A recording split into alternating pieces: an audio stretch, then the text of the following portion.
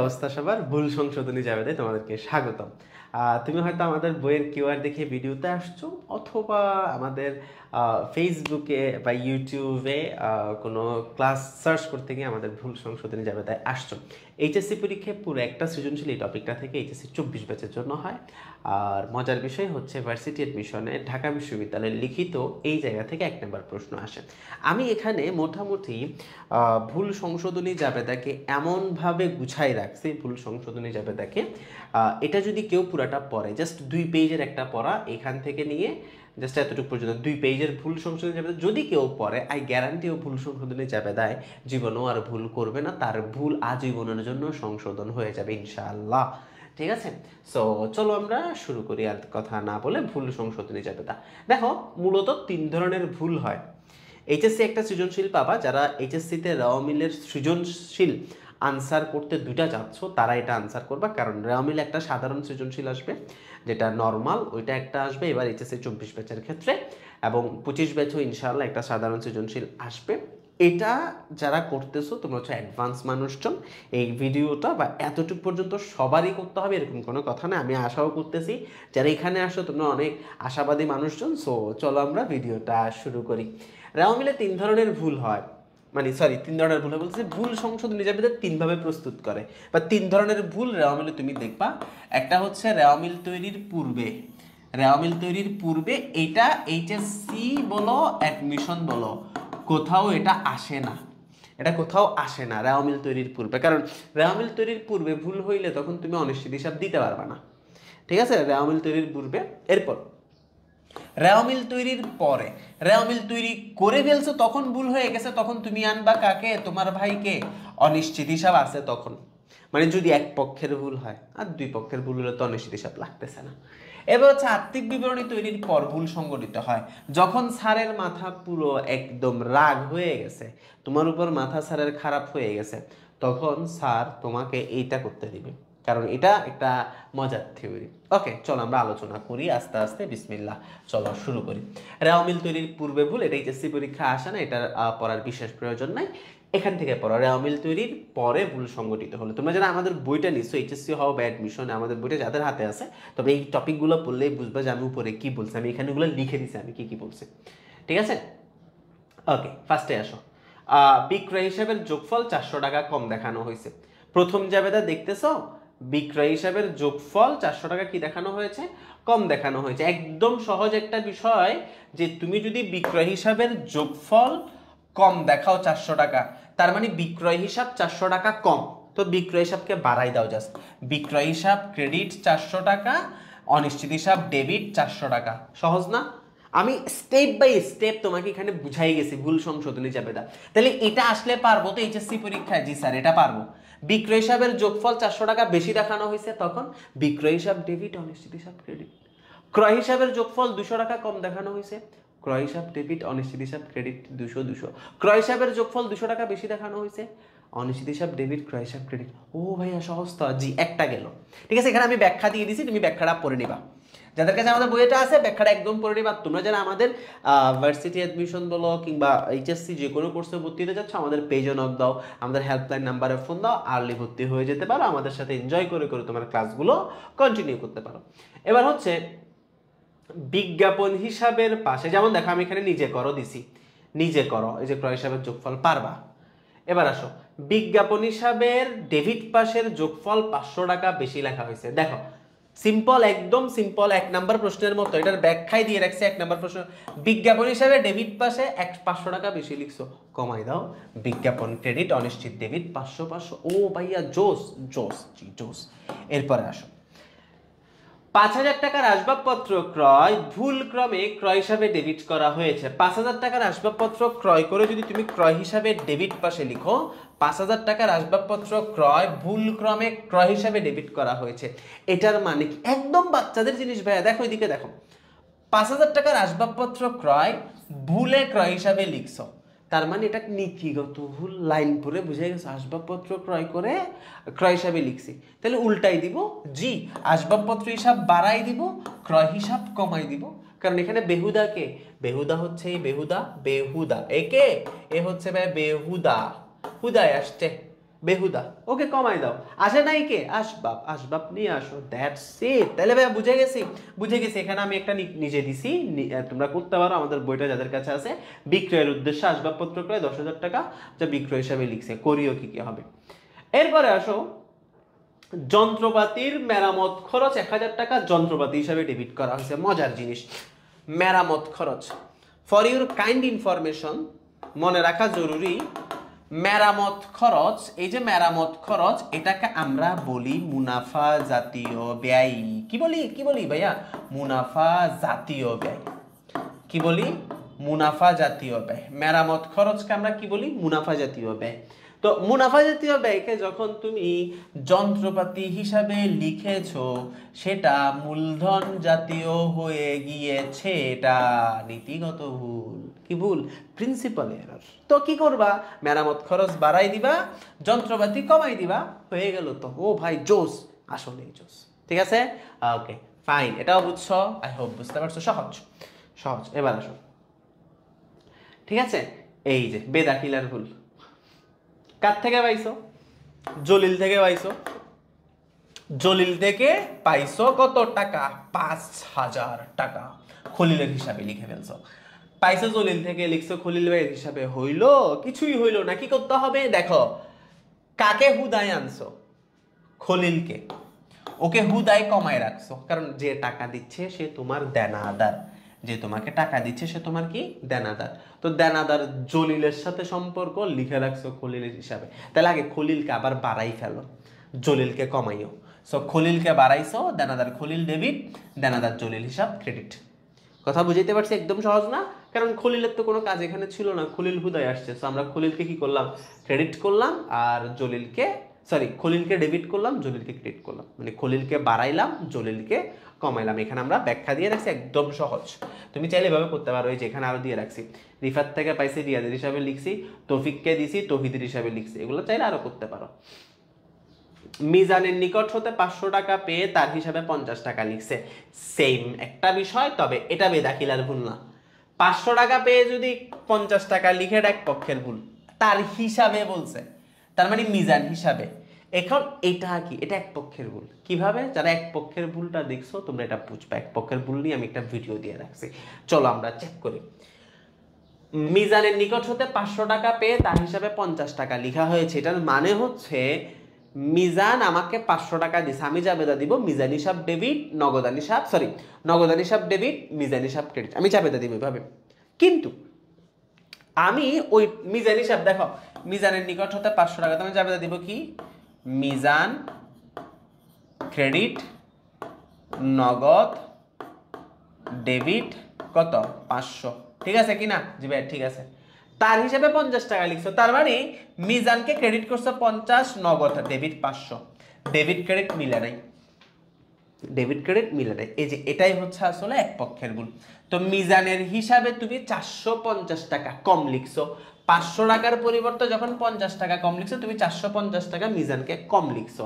তো এখন তুমি মিজানকে আরো 450 টাকা কমাবা। মিজান কমবে 500 টাকা, 50 টাকা কেন কমাইছো তুমি? কথা বুঝছো?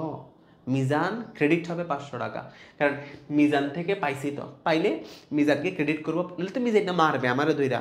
কেন? আমার 500 টাকা দিয়ে গেছে, আমি লিখছি 50 টাকা। হইলো? হয় নাই। সো অনিশ্চিত হিসাব ডেবিট, মিজান হিসাব ক্রেডিট, 450, 450। বুঝছি? এই হচ্ছে কথা। এখানে আরো দিয়ে রাখছি, করতে পারো। এরপর আসো 7 নাম্বার। আমরা বিভিন্ন টাইপ ধরে ধরে আমি এখানে প্রশ্নগুলো সাজাইছি। এগুলো করলে ইনশাআল্লাহ তুমি এইচএসসি পরীক্ষা বলো, এমসিকিউ বলো, ভার্সিটি অ্যাডমিশন সহ তোমার কভার হয়ে যাবে ইনশাআল্লাহ। এরপর আসো, রাফির থেকে প্রাপ্ত 800 টাকা রাকিবের হিসাবে 80 টাকা ক্রেডিট করা হয়েছে। মজার কিন্তু, খেয়াল করো, কার থেকে পাইছো?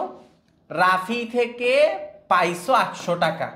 রাফির নামের কোনো কথাই নাই, উল্টা রাকিবকে 80 টাকা লিখে বসে আছো। ভাই রাকিব বা কি করছে? কিছুই করে নাই।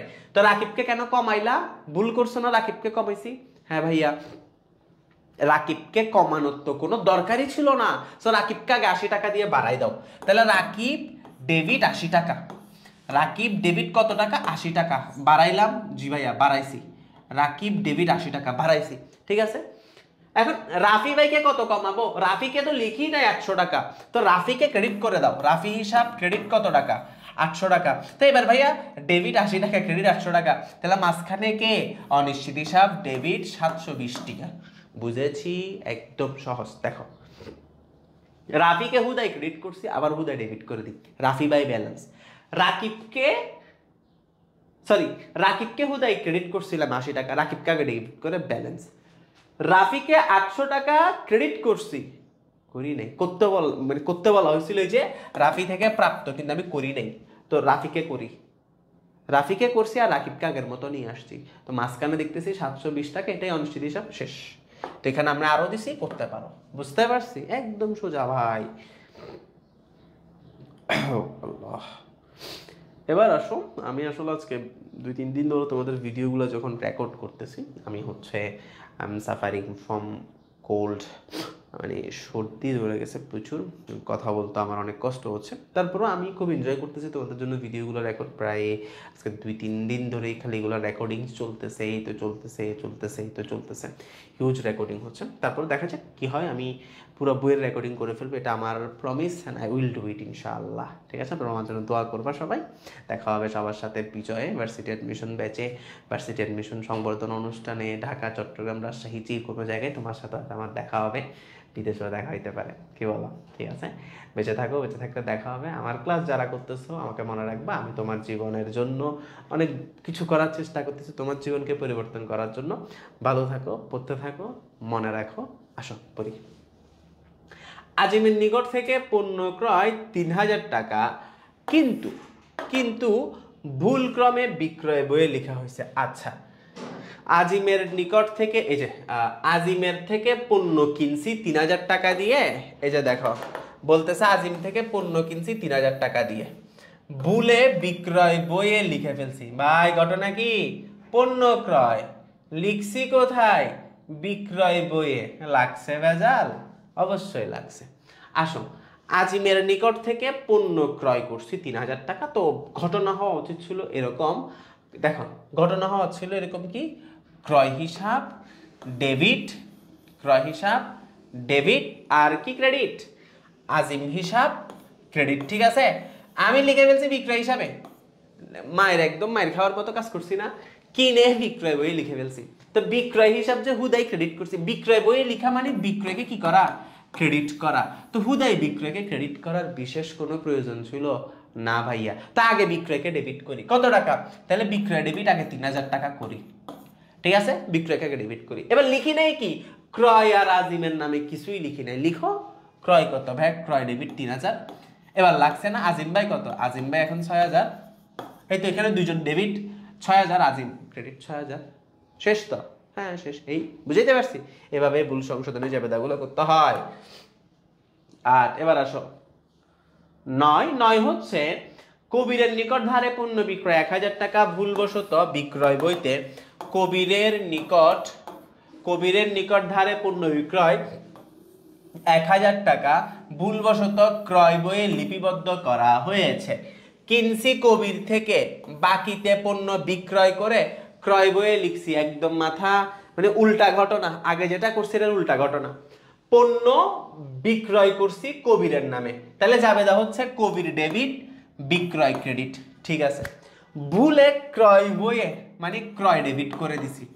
কোনো প্রয়োজন ছিল ক্রয় ডেবিট করার? উত্তর হচ্ছে না, ক্রয় ডেবিট করার কোনো প্রয়োজন ছিল না।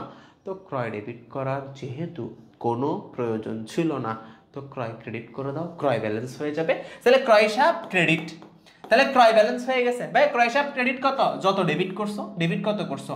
1000 টাকা, তাহলে ক্রয় ক্রেডিট 1000 টাকা। আগে ক্রয় ব্যালেন্স আসছে। এবার বিক্রয় হিসাব লিখো, যেটা লিখো নাই, ক্রেডিট 1000 টাকা, আর কবির হিসাব ডেবিট 1000 টাকা। ঠিক আছে ঠিক আছে ঠিক আছে, বুঝেছি বুঝেছি বুঝেছি, একদম সহজ সরল। শেষ? Okay fine.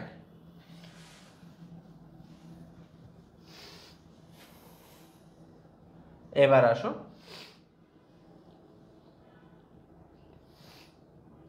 মালিক কর্তৃক পণ্য উত্তোলন 500 টাকা হিসাব থেকে বাদ পড়ছে। মালিক কর্তৃক পণ্য উত্তোলন 500 টাকা লেখা থেকে বাদ পড়ছে। মালিক পণ্য উত্তোলন করছে 500 টাকা, হিসাব লেখা থেকে বাদ পড়ছে, মানে মালিক যে পণ্য উত্তোলন করছে এটা ডিরেক্ট বাদ পড়ছে, তো বাদ পড়ছে, তো মানে এটা বাদ পড়ার ভুল। এটা কোন ধরনের ভুল? বাদ পড়ার ভুল। তো আসলে উত্তোলন হিসাব ডেবিট, ক্রয় হিসাব ক্রেডিট, এটা বাচ্চাদের প্রশ্ন। তবে এটা আসে এইচএসসি পরীক্ষার জন্য দিছি আমি এগুলো যেগুলো দিছি ভাই, এগুলো সব এইচএসসি পরীক্ষা আসে। তোমরা যারা এখন এইচএসসি সৃজনশীল করবা তোমরা আমাকে থ্যাংক ইউ দিবা অনেকগুলো, আমি জানি, কারণ আমি এখানে এমনভাবে বিষয়গুলো তুলে ধরছি। এবার আসো, বেতন প্রদান 5,000 টাকা ভাড়া হিসাবে লিখেছে, আচ্ছা ঠিক আছে সমস্যা নাই। বেতন দিছে, লিখছে কোথায়? বেতন দিয়ে ভাড়া হিসাবে লিখছে, তো বেতন দিছো বেতনে লিখবা, ভাড়াকে ক্রেডিট করে দাও, ভাড়ায় কেন লিখছো? তাহলে যাবে দেখি বেতন ডেবিট ভাড়া ক্রেডিট, কারণ দিছি বেতন, বেতনে লিখবো, হুদায় ভাড়াই লিখে ফেলছি, মানে আমি ভাড়া ডেবিট নগদ ক্রেডিট করে ফেলছি। নগদ ঠিক আছে, ওই জন্য সংশোধনে নগদ আসতেছে না, হুদাই লিখছি কাকে? ভাড়াকে, তো ভাড়া ক্রেডিট করে দিই। লিখি নাই কাকে? বেতনকে, বেতন ডেবিট করে দিই, কারণ আমি অলরেডি নগদের জাবেদা করছি। দেখো, যখন বেতন প্রদান করছি তখন জাবেদা হবে কি?